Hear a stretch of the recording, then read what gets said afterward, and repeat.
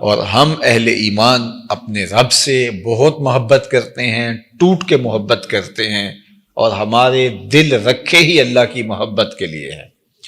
اور اللہ جل شانہ کی محبت قلب کی زندگی ہے، قلب کی حیات حب الہی ہے، اور اگر اس کو یہ غذا نہ ملے تو یہ دل جو ہے یہ مر جاتا ہے اس چمڑے کے وجود کے اندر، اگر یہ اس کی اللہ کی محبت سے اس کی آبیاری نہ ہو۔ جس طرح کوئی بیج اگر زمین کے اندر آپ نہیں بوتے اور اس کو تھیلے کے اندر آپ نے رکھ دیا تو کچھ عرصہ تو وہ موجود رہے گا، لیکن ایک وقت کے بعد جو ہے وہ ختم ہو جائے گا۔ تو یہ بھی ایک بیج ہے دل، جس طرح اس بیج کے اندر وہ بیج آم کی گٹھلی ہے تو اس کے اندر پتے بھی ہیں، شاخیں بھی ہیں، رس بھی ہے، رنگ بھی ہیں، پھول بھی ہیں، مٹھاس بھی ہے، ذائقے بھی ہیں، اور سب کچھ اس کے اندر رکھا ہے۔ بظاہر گٹھلی چیر کے دیکھیں تو کچھ بھی نہیں ہے، لیکن سب کچھ اس ننھے سے مہین سے بیج میں، جو گلاب کا بیج ہے، اس کے اندر خوشبو بھی ہے، اس بیج کے اندر پتیاں بھی ہیں، اس بیج کے اندر شاخیں بھی ہیں، سبز پتے بھی ہیں، سرخ پتیاں بھی ہیں، لیکن پھاڑ کے دیکھیں تو آپ کو کچھ بھی نہیں ملے گا۔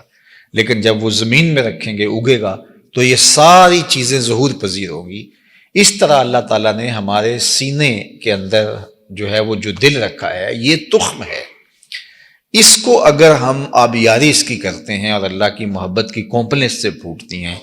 تو پھر اس کو برگ و بار نصیب ہوتا ہے، اس کو پھل نصیب ہوتا ہے، ورنہ یہ چمڑے کے تھیلے کے اندر پڑا پڑا ایک دن مر جاتا ہے۔ اب دیکھیے، ایمان بہت بڑی دولت ہے اور بہت قیمتی اثاثہ ہے، اور اس کا حظ نصیب ہونا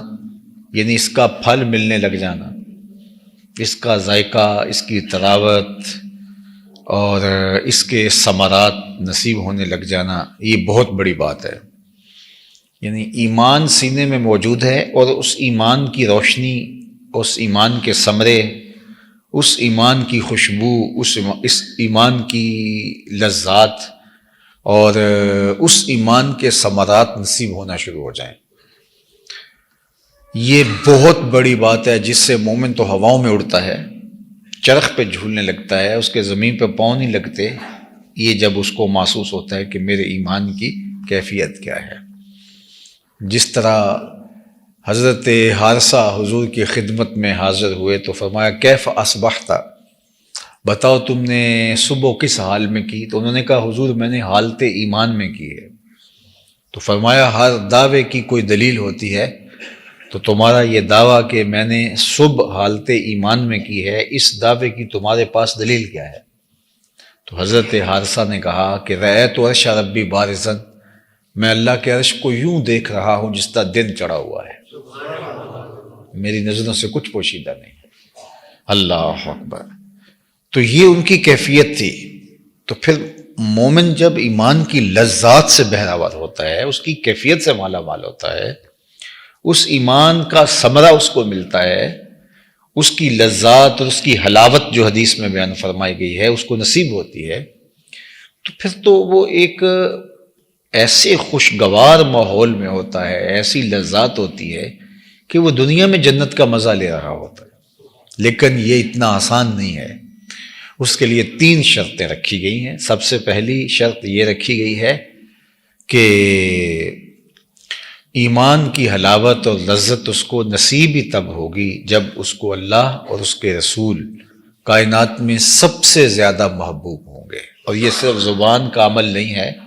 یہ اپنے رویے سے اور اپنے طرز زندگی سے میں ثابت کرنا ہوگا۔ اور دوسری بات ارشاد فرمائی کہ اس کے لیے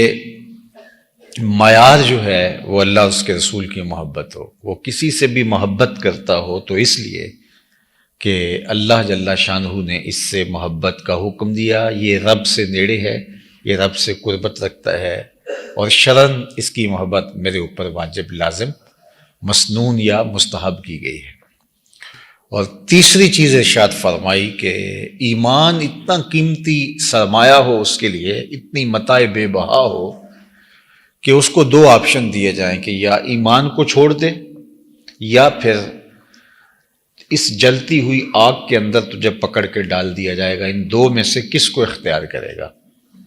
تو وہ بغیر سوچے سمجھے کہے کہ مجھے آگ میں ڈال دو، میرے لیے یہ آسان ہے، لیکن ایمان چھوڑنا میرے لیے آسان نہیں ہے۔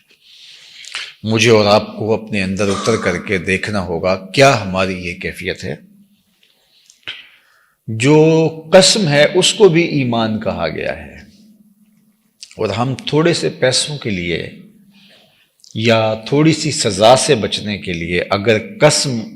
اٹھا لیتے ہیں تو پھر اس کا مطلب یہی ہے سیدھا سیدھا کہ ہم نے اپنے ایمان کو بہت کم قیمت پہ فروخت کر دیا۔ جبکہ ایک طرف جلتی ہوئی آگ کی بھٹی ہو اور ایک طرف ایمان، تو مومن ایمان کو محفوظ کر لے گا اور جلتی ہوئی بھٹی کے اندر چھلانگ لگانا اس کے لیے آسان ہوگا۔ اور اگر یہ اس کی کیفیت ہو جائے تو پھر وہ ایمان کی حلاوت، ایمان کی لذت، اس کا حظ، اس کا لطف، اس کا ثمرہ، اس کا نور، اس کی کیفیت محسوس کر سکتا ہے۔